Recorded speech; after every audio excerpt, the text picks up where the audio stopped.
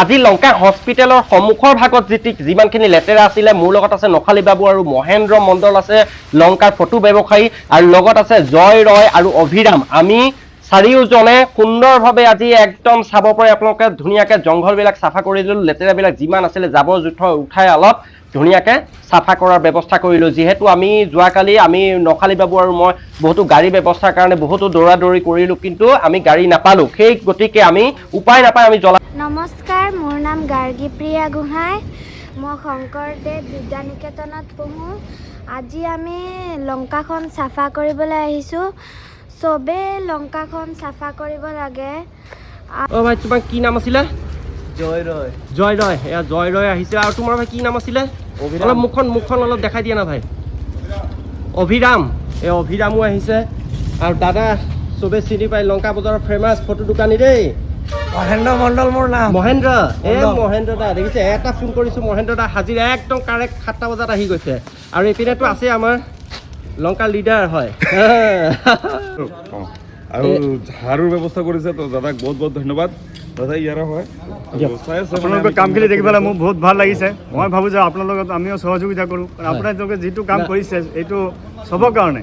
লংকা চহৰৰ পৰিষ্কাৰ পৰিচ্ছন্নতা স্বচ্ছতা ৰখাৰ বাবে যিখিনি কাম আপোনালোকে কৰিছে মোক বহুত ভাল লাগিছে সেইকাৰণে মই ভাবিছোঁ ময়ো আপোনালোকক অলপ সহযোগিতা কৰোঁ এইটোৱে এয়া চাওক হস্পিটেলৰ ভিতৰত কাৰণ এইখিনি জেগা আমি চাফা কৰিব নোৱাৰোঁ এইখিনি জেগা চাফা কৰিব হ'লে আমাক গাড়ী লাগিব গ্লোভছ লাগিব আৰু বহুত বিভিন্ন ধৰণৰ সুবিধা লাগিব এইখিনি বস্তু আমি চাফা কৰিব নোৱাৰোঁ আৰু এইখিনি হস্পিটেল কৰ্তৃপক্ষ যদি পাৰে কৰিব আমি নাজানো কাৰ এক্টিয়াৰৰ ভিতৰত আছে এই বস্তুখিনি আৰু নহ'লে মিউনিচিপালিটিয়ে শীঘ্ৰে এইখিনি চাফা কৰিব লাগে হস্পিটেলৰ ফ্ৰণ্টত ইয়াতে এখন চাহ দোকান আছে আৰু চাহ দোকানৰ পিছফালে আপোনালোকে যদি চাই আমাৰ মানুহ যে ইমান কনচিয়াছনেছটো যে নাই চাওক এয়া পিছফালে চাওক চাহৰ কাপ দেখিছেনে এই বস্তুখিনি আমি অকণমান চাব লাগিব মানুহ অকণমান কনচিয়াছ হ'ব লাগিব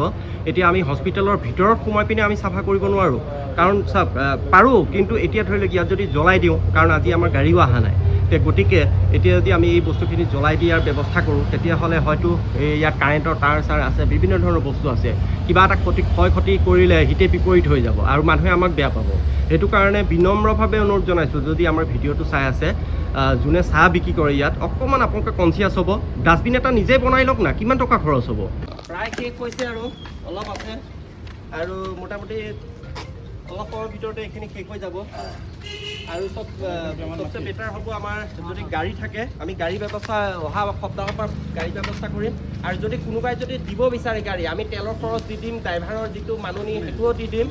আপোনালোকে যদি কোনোবাই বিচাৰে যে গাড়ী আপোনালোকে দিব তেতিয়াহ'লে গাড়ী দিব পাৰে গাড়ী দিলে কি হ'ব আমি জাবৰখিনি নি আমি পেলাই দিব পাৰিম খুব ভাল হ'ব বুলি মই ভাবোঁ কাৰণ জ্বলাই থাকোঁতে বহুত সময় নষ্ট হয় আমি এতিয়ালৈকে আমি 2-3টা জেগাত আৰু চাফা কৰিব পাৰিলোঁ হয় আৰু বহুত জেগা আছে চাফা কৰিবলৈ সুবল দাই কাটা বিস্কুট দিছে ৰাজা বাবু আনি দিছে না আমাক এয়া কাটা বিস্কুট আহি গ'ল আমাৰ কাৰণে যিহেতু কাটা বিস্কুট বাবুল দাই চাহ বনাই আছে দেখাই দিয়া বাবুল দাই চাহ বনাই আছে এয়া আমাৰ মচুদ দা এয়া নাই কৰিব লাগিব চবেই আমি কাম কৰিব লাগিব ৰাজা বাবু এয়া দাদাই চাহ বনাইছে বহুত ধুনীয়া বনাইছে কিন্তু দাদাৰ নামটো কি আছিলে বাবুল দাস এই বাবুল দাই বহুত ধুনীয়া চাহ বনাইছে কালাৰ দেখিছে প্ৰায় শেষ হৈছেহি এতিয়া চাওক একদম ইমান ধুনীয়া লাগিছে আৰু হয়তো আমি আগন্তুক দিনবিলাকত এনেকুৱা কৰিম চূণ তেল মৰাৰ ব্যৱস্থা আমি হয়তো এনেকুৱা ধৰণৰ ব্যৱস্থা আমি কৰিব পাৰোঁ আমি এটা ভাল চিন্তা চৰ্চা কৰি আছোঁ আপোনালোকৰ সহযোগ লাগিব সকলোৱে সহযোগ কৰক আপোনালোকে আমাক যদি সহযোগ কৰে তেতিয়াহ'লে আমি এইখিনি কামো আমি কৰিব পাৰিম ইয়াৰ লগতে যদি চূণ তেল মৰা ব্যৱস্থা কৰি দিওঁ তেতিয়াহ'লে আৰু ধুনীয়া লাগিব মুঠতে বাহিৰৰ পৰা মানুহ আহি দেখিলে ক'ব লাগিব যে লংকাখন বহুত ধুনীয়া চাফা বুলি ক'ব পাৰিব লাগিব এইটোৱে আমাৰ কাৰণে গৌৰৱ হ'ব বুলি ভাবোঁ আৰু যিহেতু আমি লংকাক ভাল পাওঁ যিসকলে লংকাক ভাল পায় সকলো আগবাঢ়ি আহক সকলোৱে চাফা কৰক আৰু এইখিনি জ্বলোৱাটো বেয়া হৈছে কিন্তু উপায় নাই জ্বলাবই লাগিব যেতিয়ালৈকে গাড়ী ঠিক নহয় ধন্যবাদ